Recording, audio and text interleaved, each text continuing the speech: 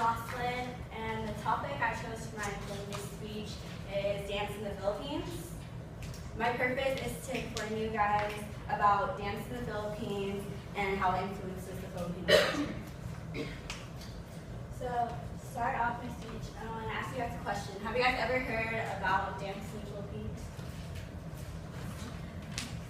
So, where I learned more about my culture and dance, I am a part of a club called Bayon, which is a Filipino American club, and no, you don't have to be Filipino in order to be in the club. And out of it, I learned more about social, cultural, and the community, and I learned a lot about the dances and basically like a teach them. So the 3 main points I will touch in my speech are history of dance in the Philippines, how dance is passed to the next generation, and 2 different dances that are performed in the Philippines. So, first I will talk about the history of dance in the Philippines. Dance is an essential part of the Filipino culture that dates to the period before Ferdinand Magellan stepped foot in the Philippines. And the history of Philippine dancing includes impacts from immigrants and conquerors, while at the same time preserving distinctly Filipino roots. Philippine dancing is a true reflection of day-to-day existence in past centuries while charming modern audiences at the same time. The dances were performed during festivals and remembrances of past military victories, and still are performed as celebrations of births and weddings in modern times. More recent dances are done in the Philippines obtained from historical events, such as the arrival of the Spaniards in the 16th century and the conflicts with the Moors. Dances were made to thank the gods for natural and agricultural events, like rain and harvest.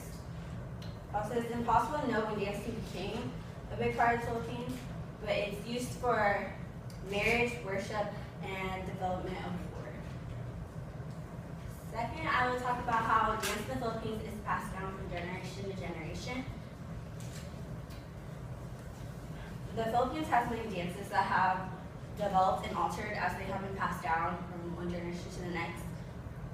Particularly, dance might be performed a little different from the region to the next. Dancing plays an important role in culture. It's also a multicultural part of education.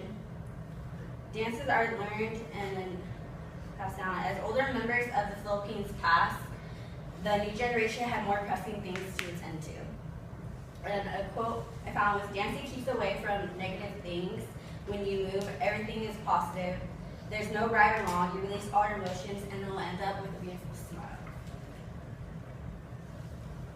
So third, I will talk about 2 different dances that are performed in the Philippines. One I will talk about is called Tinikling. It's one of the oldest of the Philippine dances, and it also was originated during the Spanish colonial era. And this dance includes 2 people beating, tapping, and sliding bamboo poles on the ground and against each other in coordination with 1 or more dancers who step over and in between the poles.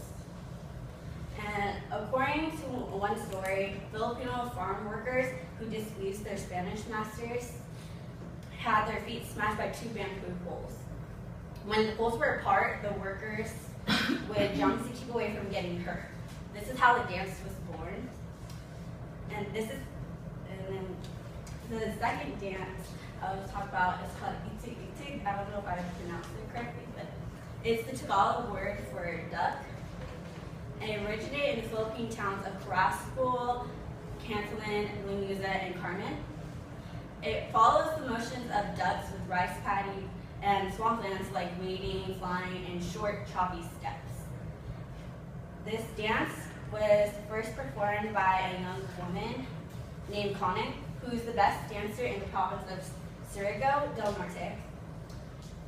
At a baptismal reception, she was asked to perform, and she improvised her dance steps to copy the way a duck walks and splashes water on its back to allure a mate. It's a very popular dance as well, but not as popular as Tinikling. And in conclusion, I hope you guys learned more about dance in the Philippines. I discussed the history of dance in the Philippines, how dance is passed to the next generation, and the different dances in the Philippines.